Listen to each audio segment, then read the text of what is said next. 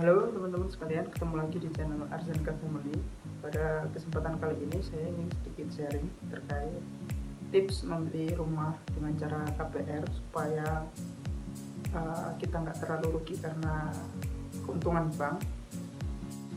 Banyak orang-orang merasa menyesal karena telah mengambil rumah dengan cara KPR.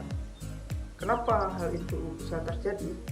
Menurut saya adalah karena orang-orang terlalu terburu-buru dalam mengambil rumah dengan cara KPR tanpa memperhitungkan masalah finansial. Bahkan banyak yang melakukan berbagai cara supaya KPR-nya itu disetujui oleh bank. Padahal menurut saya beratnya KPR itu bukan pada saat mengajukan pinjaman ke bank, melainkan pada saat membayar cicilan. Seperti yang kita tahu, KPR ini adalah sifatnya jangka panjang. Ada yang tenornya 5 tahun, 10 tahun, 15 tahun, dan bahkan sampai 20 tahun.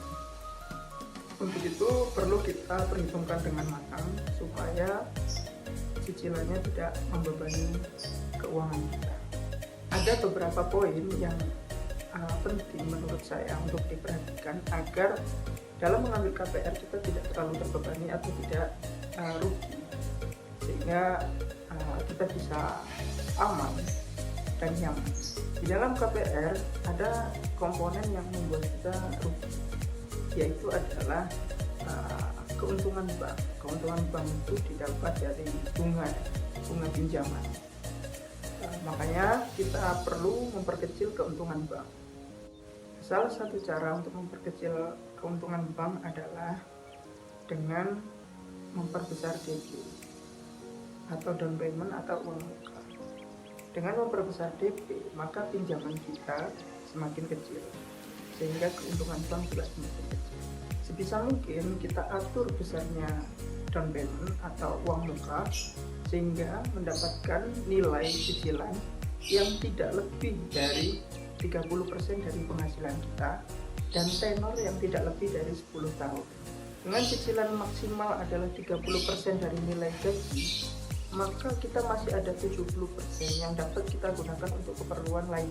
Untuk mengetahui atau menghitung besarnya DP yang kita perlukan untuk menghasilkan cicilan dan tenor tersebut, kalian bisa menggunakan aplikasi-aplikasi simulasi yang disediakan oleh berbagai bank.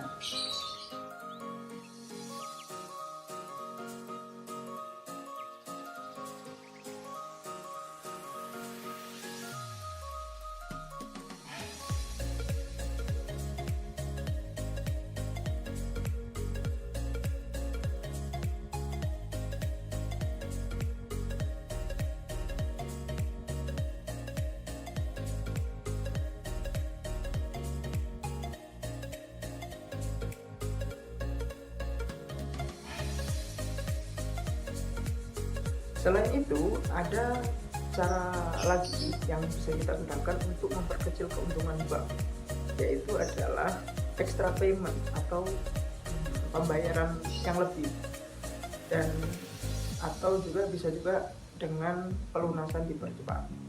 Dengan extra payment atau bisa juga dengan pelunasan dipercepat, maka keuntungan bank akan dikoreksi kembali sehingga lebih kecil.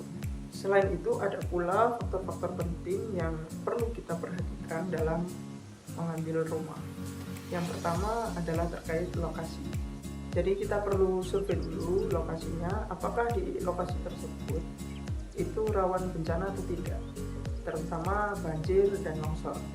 Karena percuma nanti apabila kita beli rumah tersebut, sudah harganya mahal, dan ternyata di tengah jalan ketika musim hujan banjir, maka kita yang rugi. Yang kedua terkait kesesuaian ruang dan wilayah. Jadi kita perlu menanyakan ke developer apakah perumahan yang kita ambil itu sudah sesuai tata ruang dan wilayah atau enggak, sudah punya izin tata ruang atau enggak. Karena kalau enggak sesuai nantinya akan jadi masalah kemudian. Yang ketiga terkait sertifikat tanah. Jadi kita juga bisa menanyakan ke developer terkait sertifikat tanah perumahan yang akan kita beli, apakah sertifikatnya sudah benar, sudah asli atau enggak. karena banyak kasus sekarang ini terjadi sertifikat ganda. Berikutnya yang keempat terkait kualitas bangunan. Jadi kita perlu memeriksa bagaimana kualitas bangunan yang diberikan oleh developer, apakah sudah sesuai dengan harga yang kita bayarkan. Kita perlu cek mulai dari fondasi, lantai, kemudian pintu, jendela, genteng, atap, pagar, kanopi, kamar mandi, dan lain-lain. Yang terakhir, yang kelima, terkait aksesibilitas. Jadi apakah perumahan yang akan kita ambil ini mudah diakses, mudah dijangkau atau tidak. Karena semakin aksesibilitasnya tinggi, maka harganya pun juga akan cepat naik dan juga membuat kita semakin nyaman. Aksesibilitas ini bisa kita lihat dari jauh dekatnya dengan fasilitas umum seperti stasiun, terminal, bandara, dan sarana hiburan atau olahraga, misal stadion atau mall, dan lain-lain. Dan yang penting juga adalah kita perlu memperhitungkan berapa sih kenaikan harga tanah di lokasi yang akan kita beli. Apakah nanti bisa menutupi kerugian akibat keuntungan bank atau tidak. Kalau perkiraan kenaikan harga tanah lebih dari jumlah total keuntungan bank, maka perumahan yang kita ambil sudah tepat.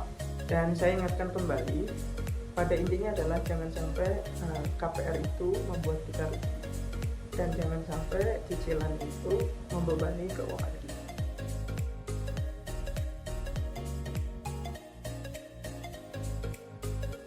Mungkin cukup sekian video kali ini. Kita jumpa lagi di konten-konten selanjutnya. Jangan lupa like, comment, subscribe, and share. Terima kasih.